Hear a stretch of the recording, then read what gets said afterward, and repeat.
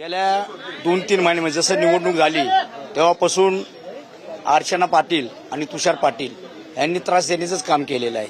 नुसता नगरसेविकेला त्रास देत नाहीत तर नागरिकांनाही त्रास द्यायला लागलेले आहेत. गेल्या 10 मार्चला आम्ही त्यासाठी त्यांच्यावर अॅट्रॉसिटीची मागणी केली, गेल्या 2 महिन्यापूर्वीच केली होती, पण आमदारांनी मध्यस्थी करून ते थांबवलं होतं. पण आता पुन्हा आम्ही ती मागणी केली की या दोघांवर बी अॅट्रॉसिटी दाखल करा. कारण याला असं आहे की 10 मार्चला 10 एप्रिलला आपण कार्यक्रम घेतला होता दलित वस्तीमध्ये भूमिपूजनचा. त्या भूमिपूजनच्या कार्यक्रमाला आमदार स्वतः आले होते आणि त्या कार्यक्रमाला आपल्या महापालिकेचे अधिकारी आले होते. ते महापालिकेचे अधिकारी सुद्धा दलित आहेत, तो सहाय्यक आयुक्त सुद्धा दलित आहे. तर त्या सहाय्यक आयुक्ताला निलंबित करावं म्हणून आयुक्तांना पत्र दिलंय त्यांनी की ह्या तुम्ही भूमिपूजन केलंच का, आमदारांनी भूमिपूजन का केलं ह्याच्या विरुद्ध त्यांनी अर्ज केला. म्हणून हा वाद जो आहे हा जातीवरनं वाद आहे. ते स्वतःला मराठा पाटील समजतात, म्हणजे जसं गावात पाटील तसं इथं पाटील समजतो. आता मागच्या वेळेस त्यांनी बागवे साहेबांना निपटलं, आता त्यांना वाटतं की दलित समाजा इथं वर्चस्व नको किंवा दलित समाज आम्हाला अडथळा आहे. दलित समाजाची मतं चालतात परंतु नेतृत्व चालणार नाही. त्यांना त्रास होतो त्याचा. हा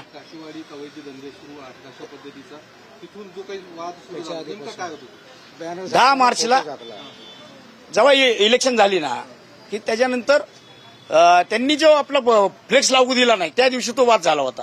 त्याच्यानंतर आता 10 मार्चला जी मीटिंग झाली होती कमिशनर ऑफिसला फरज करण्यात, त्या मीटिंगमध्ये अर्चना पाटील असं म्हणाले की काशेवाडीमध्ये वेश्या व्यवसाय चालतो. तर त्या विषयावर काशेवाडीमध्ये धगधग होती, महिलांमध्ये धगधग आहे, परंतु त्या बोलत नाहीत. आता त्या दिवशी आम्ही मीटिंग घेतली होती महाराष्ट्र तरुण मंडळाजवळ. त्या मंडळाजवळ महिला जमल्या होत्या. त्या महिलांनी सांगितलं की बाबा या काशेवाडीबद्दल हे बाई अपमानकारक बोलली आणि महिलांबद्दल अपमानकारक बोलली, आपण सगळे एका वस्तीत राहणारे लोक आहेत. तर ही लोक सगळे आपले कामधंद्याला जाणार आहेत, गरीब लोक आहेत, सगळ्यांच्या हातावर पोट आहेत, सुना कामाला जातात, मुली कामाला जातात. तर त्यांच्यावर लोकांचा बघण्याचा दृष्टिकोन बदलला आहे. आमच्या मुलीबाळी कुलीकरणाला झालेत. 1 महिन्यानंतर हा परिणाम दिसू लागला म्हणून ती मीटिंग झाली होती. तर त्या मीटिंगमध्ये अनेक महिला उत्स्फूर्तपणे बोलल्या. तर त्या महिलांना का बोलल्या म्हणून त्यांनी स्वतः तुषार पाटील आणि अर्चना पाटील त्यांच्या घराच्या बाहेर थांबून महिला घरात पाठवतात मारहाण करायला. आज अल्पना कांबळे यांच्या घरात महिला पाठवलेत त्यांना मारहाण करायला. आणि काल दुपारी तर हाईट झाली की मुबिना शेख म्हणून अर्चना पाटील त्यांना घेऊन आली, म्हणते त्यांना एसीपी साहेब पुढे न्यायचंय. त्या अल्पना कांबळेंना त्या घाबरल्यात. म्हणजे अशा प्रकारे नाही काय बोलले. त्या दिवशी झालं ना रविवारी कार्यक्रम तिथं, तर सगळ्या महिला बसल्या होत्या. तर ते चांगलं काही बोलल्या आणि हे वाईट बोलल्या. त्यावेळेस आम्ही सगळ्या महिला बोललो, पण मी बोलले म्हणलं तू जर अशी बोलती बाई, तू शिकल्या सवारलेली बाई आहे, तुला अक्कल पाहिजे की तू काशेवाडीत म्हणती वेशाचा धंदा चालतो.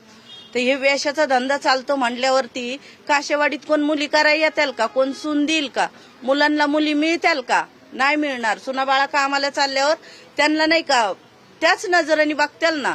तर म्हणलं तुला अक्कल असती तर तू अशी बोलली नसती, तुला खरंच बोलायचं तर तू आमच्या सामने येऊन बोल.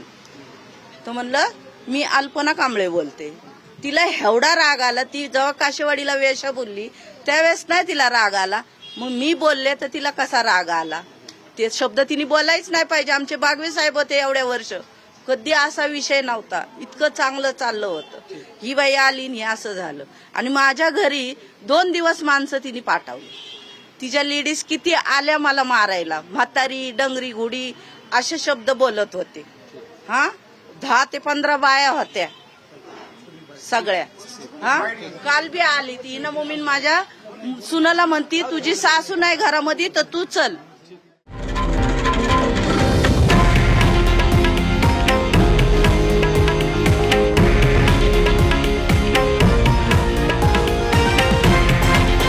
हे आहे देशातील नंबर 1 न्यूज नेटवर्क आणि आपण पाहत आहात TV9 मराठी, एकमेव.